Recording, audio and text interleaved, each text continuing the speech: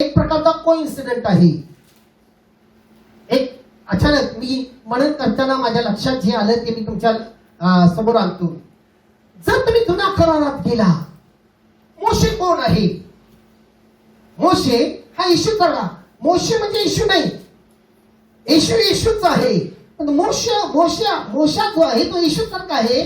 देव मोशेला निवडतो त्याच्या लोकांना इजिप्त राष्ट्राच्या गुलामगिरीतनं बाहेर आणण्यासाठी, आणि मोशेच्या द्वारे देखील हीच क्रिया झालेली आहे. ज्यावेळेला मोशे इस्रायलमध्ये इजिप्त राष्ट्रात जातो, इस्रायल लोकांच्या जवळ त्याने जाऊन अद्भुत चमत्कार करतो. तो चमत्कार म्हणजे काय? देव पवित्र आत्म्याद्वारे मोशेच्या द्वारे चमत्कार त्या ठिकाणी केलेला आहे. ते बघून इस्रायल लोकांना विश्वास पडतात, ते बाहेर येतात आणि बाहेर गेल्यानंतर त्यांचाही बाप्तिस्मा झालेला आहे. आपण वाचूया पहिलं कर्तिकराचं पत्र त्याचा 10वा अध्याय आणि 1 आणि 2 या वचनामध्ये. कारण जुना करार नवीन कराराचा पाया आहे. प्रियानो लक्षात ठेवा. बंधुजन हो आपले पूर्वज सर्वच मेघाखाली होते आणि समुद्रातून ते सर्व पार गेले. मेघ व समुद्र यांच्याद्वारे मोशेमध्ये त्या सर्वांचा बाप्तिस्मा झाला. हालेलुया. तर या ठिकाणी 1 आणि 2 दोन्ही वाचला ना, सर्वांचा बाप्तिस्मा झाला. आता ह्याच कोइन्सिडेंट बघा बायबलमध्ये कसा आहे. ज्यावेळेला परमेश्वर देवाने मोशेला निवास मंडप तयार केला. आता निवास मंडप ही फक्त याचं एलिव्हेशन आहे. हा निवास मंडपचा स्ट्रक्चर नाही आहे. एलिव्हेशन म्हणजे वरून बघितल्यानंतर कसा दिसतो त्याला एलिव्हेशन म्हणतात. हा निवास मंडपाचं सर्कल आहे प्रियानो, आणि हा आत जाण्याचा दार आहे, गेट. आता येशू काय म्हणतो? जर तुम्ही योहानाच्या 14व्या अध्यायामध्ये तो काय म्हणतोय? मार्ग, सत्य आणि जीवन मी आहे, माझ्या वाचून आल्याशिवाय पित्याजवळ कोणीही जाऊ शकत नाही. जेव्हा या गेट मधून आत आल्यानंतर त्यावेळेला इस्रायल लोकांना काय करायला लागायचं? पहिल्यांदा त्यांनी या ठिकाणी होमवेदी आहे, म्हणजे आपल्या पापाचं प्रायश्चित्त म्हणून रक्ताचं अर्पण या ठिकाणी द्यायला लागायचं. कारण बायबल म्हणते रक्ताशिवाय पाप क्षमा नाही, कारण रक्तात जीवन आहे. आणि रक्त हा जो आहे हे कशाचं प्रतीक दाखवते? प्रभू येशू ख्रिस्ताचं प्रतीक आहे. ज्या वेळेला ते या ठिकाणी वेदीवरती काय करतात? रक्ताचा होमार्पण देतात, जे काही देवाने आज्ञा दिल्याप्रमाणे. त्यावेळेला ते काय होतात? त्यांची पाप क्षमा होते, म्हणजेच त्यांना काय मिळते? तारण मिळालेलं आहे. तर हाच सर्कल बघा. या ठिकाणी वरती गेल्यानंतर तुमच्या लक्षात येईल पहिलं वाक्य काय आहे? तारण. तर बघा, जेव्हा ते प्रायश्चित्त केले त्यांना तारण प्राप्त झालं. तारण प्राप्त झाल्यानंतर ते पुढे जातात आणि या ठिकाणी पितळी गंगा आहे, म्हणजे यामध्ये काय आहे? पाणी आहे. पाण्याने ते काय करतात? शुद्ध होतात. पाण्याचा शुद्ध म्हणजे काय आहे? या ठिकाणी तुम्हाला दुसरी गोष्ट दिसते की पाणी म्हणजे काय? पाण्याचा बाप्तिस्मा. जे शिष्य आपल्याला देतात दुसऱ्या ह्याच्यामध्ये, आणि त्यानंतर ते पवित्र झाले, त्याचा नवीन जन्म झाला. मग ते पवित्रतेमध्ये चालतात, म्हणजे पवित्र स्थानात गेले. तिथं तुम्हाला काय दिसते? तेल दिसते. अभिषेकाचं तेल आहे. अभिषेकाचं तेल, अभिषिक्त तेल म्हणजे काय? पवित्र आत्मा. अभिषिक्ताचं तेल म्हणजे काय? पवित्र आत्मा. म्हणजे ते पवित्र आत्म्याने परिपूर्ण झाले आणि मग ते परम पवित्र स्थानात गेले. जे येशू आपल्याला आपलं नातं देवाबरोबर एक केला, पिता आणि पुत्र.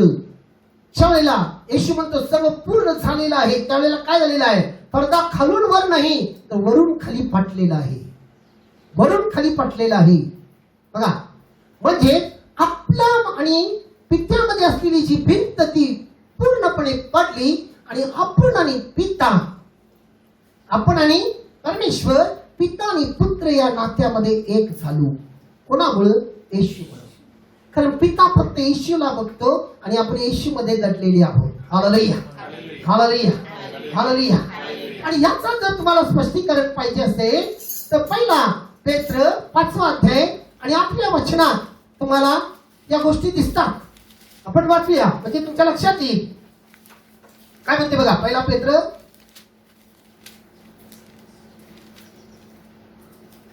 हा 5वा अध्याय आणि 8वं वचन. सावध असा, जागे राहा. तुमचा शत्रू सैतान हा गर्जणाऱ्या सिंहासारखा कोणाला सॉरी, गिळावे. पहिला योहान मला वाटते ना,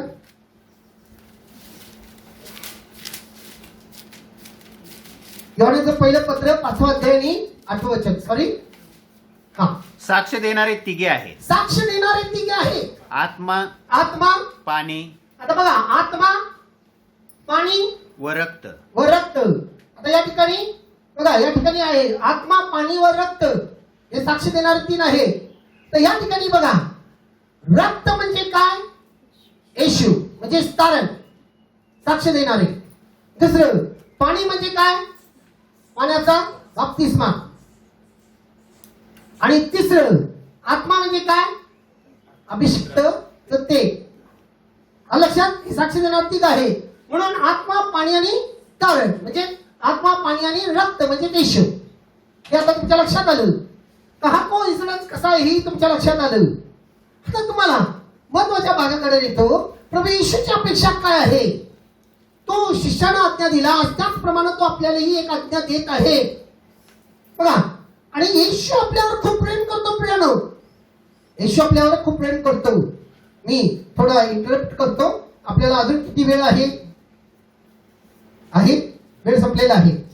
बा आपण 40 मिनिटं झाली. बोलू का? बोला की. नाही आहे का? आपल्याला बसते का? बसत असेल तर बोलतो, नाही तर नाही. Hallelujah, hallelujah, hallelujah. प्रेरणा आपल्याकडे वेळ कमी आहे म्हणून तुम्हाला मी अगदी थोडक्यात सांगतो. प्रभू येशू ख्रिस्त आपल्यावर खूप प्रेम करतो आणि त्याची इच्छा आहे जसं तो या जगात होता तसं आपण या जगात असावं, आणि हीच त्याची इच्छा आहे. म्हणून येशू आपण जर बघितलं, ज्या वेळेला तो शेवटचं भोजन संपवतो, 14 आणि योहानाचा 14वा अध्याय 15व्या अध्यायामध्ये तो संपवल्यानंतर ज्या वेळेला तो आपल्या शिष्यांच्या जवळ येतो आणि आपल्या अंतःकरणाने भरून तो म्हणतो शिष्यांना, कारण तो त्यांच्यासाठी किती कन्सर्न आहे, त्यांच्याबद्दल किती त्याला तळमळ आहे, त्यांच्याबद्दल त्याच्या मनात काय आहे हे तो बोलत आहे. तो काय म्हणतोय शिष्यांना की योहानाचा 15वा अध्याय आणि 16व्या वचनात 15 आणि 16 मध्ये, तुम्ही मला निवडले नाही, तर मी तुम्हाला निवडले व तुम्हाला नेमले आहे. त्यात हेतू हा की तुम्ही जाऊन फळ द्यावं, तुमचे फळ टिकावे, आणि जे काही तुम्ही माझ्या नावाने पित्याजवळ मागाल ते त्याने तुम्हाला द्यावे. हे त्यांनी तुम्हाला द्यावं. आता या ठिकाणी खूप महत्वाचं आहे. तो काय म्हणतोय, मी तुम्हाला निवडलेलं आहे आणि तुम्ही फळ देणारे व्हावं. काय व्हावं? फळ देणारे व्हावं आणि तुमची फळ टिकावं. तर या ठिकाणी येशू जे बोलत आहे, कोणत्या फळाच्या बाबतीत बोलत आहे? बघा, आत्म्याची फळं काय आहेत ही महत्वाची समजणं गरजेचं आहे. तो आत्म्याच्या फळाबद्दल बोलत आहे प्रियानो. कारण तुमच्यात जर ते फळ नाही तर तुम्ही येशू सारखं होऊ शकणार नाही आणि येशू मध्ये चालू शकणार नाही. कारण आपण रोज प्रार्थना करतो, बघा, आपण दशांश देतो, आपण आठवड्यातून 1 दिवस उपवास करतो, रविवारची चुकत नाही, आपली कौटुंबिक प्रार्थना होते. परंतु जर आपल्यामध्ये पवित्र आत्म्याचं फळ नाही तर प्रियानो आपण काय होणार? टिकणार नाही, शापित होणार. कसं? कारण बघा, अनेक वेळेला आपण चर्च मधनं गेल्यानंतर, एक उदाहरण देतो म्हणजे तुमच्या लक्षात येईल. चर्च मधनं गेल्यानंतर आपण बघतोय की घरी गेल्यानंतर काहीतरी लहान सहान गोष्टीवरती वाद वगैरे झाला तर आपण काय होतो, लगेच रुसतो, फुगतो आणि मोठा वाद होतो आणि आपली मुलं आपल्याला साक्ष देतात. बघा आमचे मम्मी डॅडी आता चर्चला जाऊन आले आणि चर्चमध्ये जाऊन हीच प्रार्थना शिकून आले, म्हणून आता ते घरी काय करायला लागले? ही प्रार्थना करायला लागले. काय? दोघांचं भांडण, वाद वगैरे. अनेक वेळेला आपण बघतोय अनेक चर्चचे वडील लोक देखील त्यांच्या वागण्यामध्ये काय असते, देवाने त्यांना वडील म्हणून निवडलेलं आहे, परंतु त्यांनी जी मंडळीला एक साक्ष दिलं पाहिजे, परंतु त्यांचं वागणं, त्यांची कृती याला बघून अनेक लोक चर्चला येत नाहीत. बघा, तर ही उदाहरण आहे, कारण त्याच्यामध्ये फळ नाही. मी तुम्हाला डिटेलमध्ये बोलत नाही कारण एवढा वेळ नाही आहे.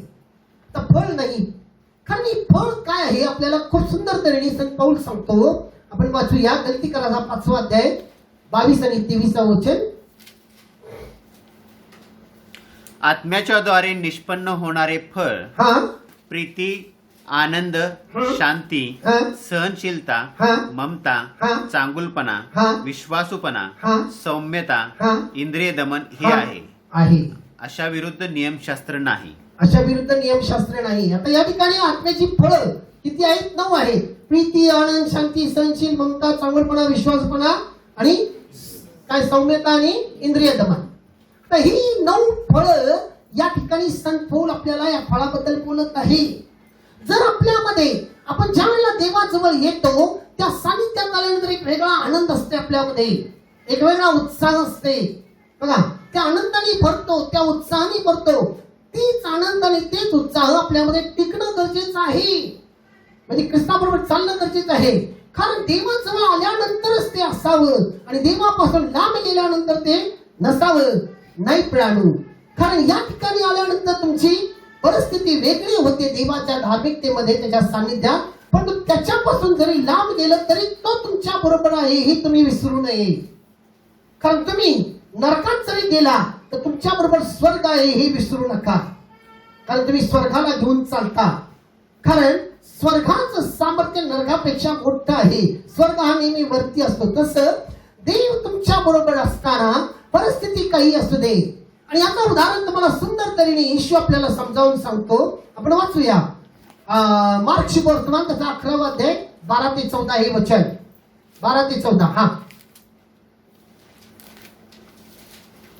दुसऱ्या दिवशी ते बेतानीहून निघाल्यानंतर त्याला भूक लागली. तेव्हा पाल्याने डवरलेले एक अंजिराचे झाड त्याला दुरून दिसले आणि कदाचित त्याच्यावर काही मिळेल या अपेक्षेने तो त्याकडे गेला. परंतु तेथे गेल्यावर पाल्या वाचून त्याला काही आढळले नाही, कारण अजून अंजिराचा हंगाम आला नव्हता. तेव्हा तो त्याला म्हणाला, कोणीही यापुढे तुझे फळ कधीही न खावो. त्याचे शिष्य हे ऐकत होते. आता या ठिकाणी खूप महत्वाचा भाग आहे. या 14व्या वचनात काय म्हणते की तो त्या झाडाला शाप देतो, अंजिराच्या झाडाला. कारण ते झाड हिरवंगार दिसते आणि त्याला फळाची अपेक्षा आहे. तो तिथे जातो आणि तिथं फळ दिसत नाही आणि म्हणून तो काय करतो, शाप देतो की यापुढे कोणी तुझं फळ खाऊ नये. आणि बायबल म्हणते की ते झाड मुळातून वाळून गेलं. पण तो या ठिकाणी शिष्य बघत आहेत, कारण तो हंगाम नव्हता. शिष्य ऐकत आहे, तो हंगाम नव्हता. परंतु येशूने या ठिकाणी काय म्हणते, फक्त हंगामामध्ये फळ देऊ नका. चर्चमध्ये आल्यानंतर तुमची धार्मिकता दाखवू नका. चर्चमध्ये आल्यानंतर तुम्ही आनंदात आहे असं दाखवू नका. परिस्थिती काही असू दे, परिस्थिती अनुकूल असू दे किंवा परिस्थिती प्रतिकूल असू दे. बघा, माझ्या फेवर मध्ये असू दे नसू दे, चांगलं असू दे वाईट असू दे, गरिबी असू दे श्रीमंती असू दे, आरोग्य असू दे किंवा नसू दे, त्या वेळेला देखील तुमच्यामध्ये हा आनंद दिसणं गरजेचं आहे, ही शांती दिसणं गरजेचं आहे. म्हणून फिलिप त्याचा 4 वचनात म्हणतो, प्रभूमध्ये आनंद करा. काय म्हणते, प्रभूमध्ये आनंद करा. आणि मी म्हणतो आनंदच करा. तर या ठिकाणी खूप महत्वाचं आहे. 2 वाक्य म्हणते, प्रभूमध्ये आनंद करा. प्रभूमध्ये, जर तुम्ही प्रभूमध्ये आहात म्हणजे प्रभू तुमच्या बरोबर आहे, तर तुम्ही सर्व परिस्थितीमध्ये आनंदित राहाल आणि आनंद कराल. बघा, सर्व परिस्थितीमध्ये आनंदित राहाल आणि आनंद करा. म्हणून येशू आपल्याला खूप सुंदर तऱ्हेने म्हणतो. आपण वाचूया योहानाचा 7वा अध्याय आणि 37 ते 39 वचन. मग सणाच्या शेवटल्या म्हणजे महत्वाच्या दिवशी येशू उभा राहून मोठ्याने म्हणाला, कोणी ताणलेला असला तर त्याने माझ्याकडे यावे आणि प्यावे. जो माझ्यावर विश्वास ठेवतो, आता या ठिकाणी खूप महत्वाचं आहे, जो माझ्यावर विश्वास ठेवतो त्यांच्यातून शास्त्रात सांगितल्याप्रमाणे जिवंत पाण्याच्या नद्या वाहतील. ज्यांनी त्याच्यावर विश्वास ठेवला ज्यांनी त्याच्यावर विश्वास ठेवला त्यांना जो आत्मा मिळणार होता त्यांना जो आत्मा मिळणार होता त्याच्याविषयी त्याने हे म्हटले. त्याच्याविषयी त्याने हे म्हटलं. आता या ठिकाणी खूप महत्वाचं आहे, जे विश्वास त्याच्यावर ठेवलेला आहे त्यांना जो आत्मा मिळणार होता त्यांच्याविषयी तो बोलत आहे. बघा, म्हणजे ज्या वेळेला तुम्ही प्रभू बरोबर चालता, परिस्थिती काही असू दे. एक वचन देतो, तुम्ही नंतर वाचा, ते हबक्कूकचं 3 अध्याय 17 आणि 18 वचन. हे खूप प्रियानो मला आवडणारं वचन आहे. तुमची परिस्थिती काही असू दे, तुमच्या जवळ असो किंवा नसो, तुम्ही परमेश्वरामध्ये सतत उल्हासित राहा, आनंदात राहा. हीच देवाची इच्छा आहे. कारण जेव्हा तुम्ही प्रभू येशू मध्ये आहात, जेव्हा प्रभू तुमच्या बरोबर आहे, प्रियानो, येशू काय म्हणतो? योहान शुभवर्तमान त्याचा 14वा अध्याय आणि 27व्या वचनामध्ये, मी तुम्हाला माझी शांती देतो. काय म्हणतो? मी तुम्हाला माझी शांती देतो. जग देते तसं नाही. जग जो शांती देत आहे तसं नाही. मी तुम्हाला माझी शांती देतो. तर येशू त्याची शांती देतो. तो काय म्हणतोय? तुमचं अंतःकरण अस्वस्थ होणार नाही. परिस्थिती काही असू दे, सर्कमस्टन्स काही असू दे, तुमचं काय होणार नाही? अंतःकरण अस्वस्थ होणार नाही. ते स्थिर राहील. बघा, स्थिर राहील. आणि म्हणून प्रियानो, जेव्हा तुम्ही प्रभू मध्ये आहात तर तुम्ही त्याच्या बरोबर परिपूर्ण आहात. परिपूर्ण आहात. शेवटचं वचन आपण वाचूया. फिलिप्पियरांचा 4 अध्याय आणि 7वं वचन काय म्हणते बघा.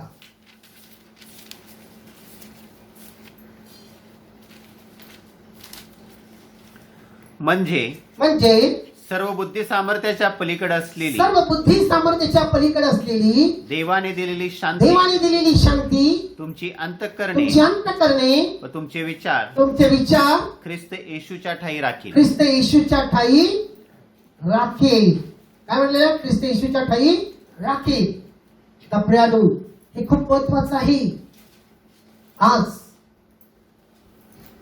किती लोकांना येशूचं फळ देणारे व्हावं असं इच्छा आहे. हात वर करा.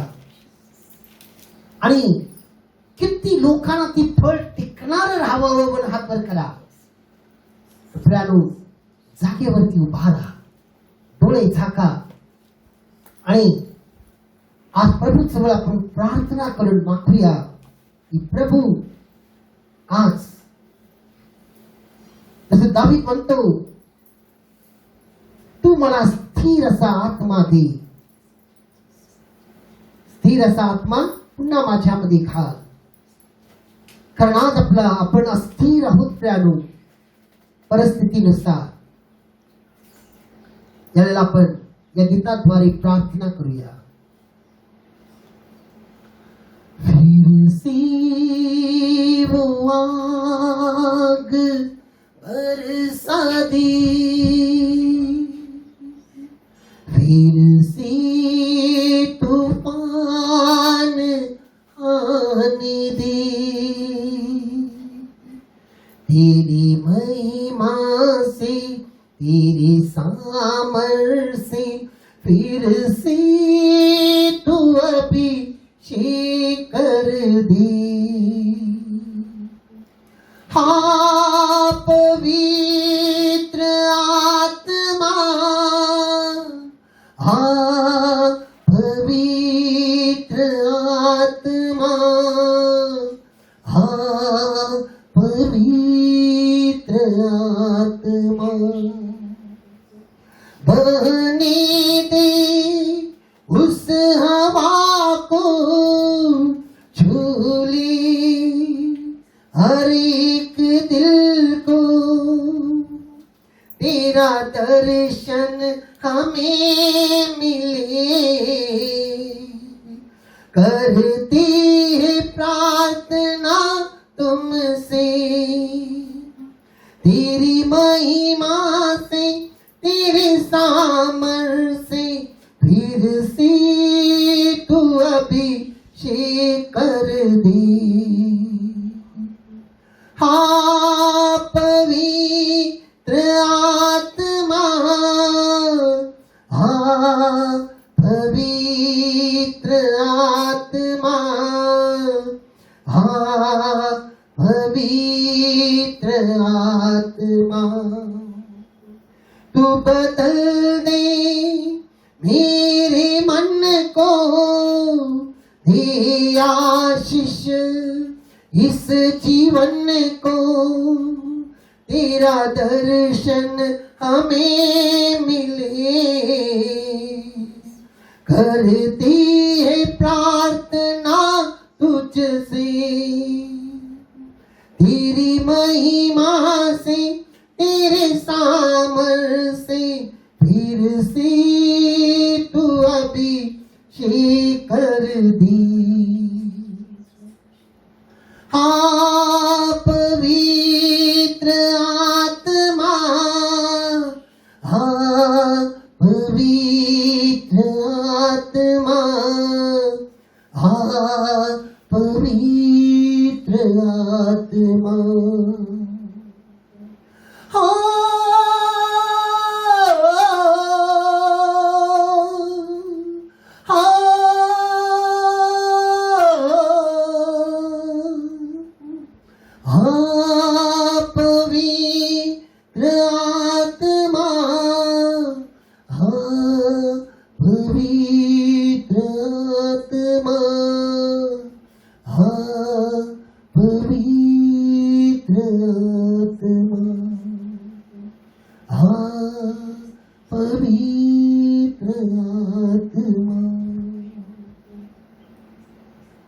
पवित्र सेनाधीश प्रभु परमेश्वर,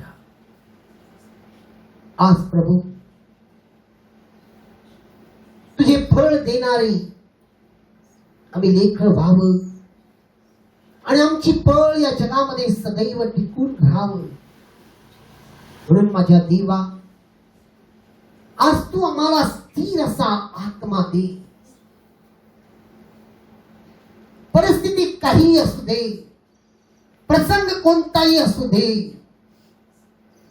आमची मन अस्वस्थ होऊ नये, आम्ही भरकटू नये, तर सदैव तुझ्या बरोबर आम्ही चालावं आणि तुझं साक्षी या जगात बनावं, म्हणून तो अभिषेक आम्हाला दे। हे 2000 वर्षापूर्वी प्रभू तू त्या 120 लोकांच्या वर जो अग्नीचा अभिषेक तू पाठवलास, पवित्र आत्म्याच्या 9 फळांनी 9 दानांनी तू त्यांना भरलास आणि ते या जगाच्या शेवटपर्यंत तुझं साक्षी बनले, या जगाचा उलटा पालक केले। आज प्रभू आज आम्ही तुझं साक्षी बनावं, आमचं कुटुंब तुझं साक्षी बनावं आणि प्रभू अनेक आत्मे आम्ही तुझ्या राज्यात आणावे, म्हणून तू आम्हाला त्या अभिषेकाने अभिषेक कर आणि आम्ही फक्त बोलणारे नाही तर कृती करणारे ख्रिस्ती व्हावे। आम्ही फक्त आज ख्रिस्ती म्हणणार नाही प्रभू, आम्ही अभिषिक्त ख्रिस्ती व्हावं, म्हणून तू आम्हाला तो अभिषेक दे। म्हणून आज हा पेंटकॉस्ट प्रभू आमच्यासाठी, आमच्या कुटुंबासाठी, आमच्या या प्रभू आज शहरासाठी, आमच्या जिल्ह्यासाठी, आमच्या महाराष्ट्रासाठी, आमच्या देशासाठी आणि प्रभू या जगासाठी आज अति महत्वाचा असू दे। ज्या पवित्र आत्म्याशिवाय प्रभू आज तो पेंटकॉस्ट नाही, म्हणून आज तू आम्हाला तुझी लेकरं बनव, तुझी लेकरं बनव आणि त्या विश्वासामध्ये आम्ही चालावं आणि तुझं साक्षी बनावं आमच्या कृतीने, हीच आम्ही तुझ्याजवळ विनंती करतो। आज ही प्रार्थना तारणाऱ्या येशू देवा ज्या पवित्र गोड नावाने मागतो म्हणे, आमेन आमेन आणि आमेन। याला जे येशूने आपल्याला तुझ्याची प्रार्थना शिकवलेली आहे, पण सर्वजण विश्वासाने समजून एक आवाजात म्हणूया, हे आमच्या स्वर्गातील बापा, तुझे नाव पवित्र मानले जाओ, तुझे राज्य येवो, जसे स्वर्गात तसे या पृथ्वीवरही तुझ्या इच्छेप्रमाणे। आमची रोजची भाकर आम्हास दे, आणि जसे आम्ही आमच्या ऋणासून सोडली आहे तसे तो आमची ऋण आम्हास सोड, आणि आम्हाला परीक्षेत आणू नकोस, वाईटापासून सोड, आणि आणि ते राज्य, सामर्थ्य आणि गौरव सर्व काळ तुझीच आहे. आमेन. यावेळेला सर्वजण मानव वाकून प्रभू जवळ त्याचा आशीर्वाद मागा. बुद्धी सामर्थ्याच्या पलीकडे असलेली परमेश्वराची कृपा, प्रवेशाची शांती, पवित्र आत्म्याचा सुंदर सहभागिता आज तुम्हा प्रत्येकाबरोबर आणि तुमच्या कुटुंबियाबरोबर सदा आणि सर्व काळ असो. आमेन.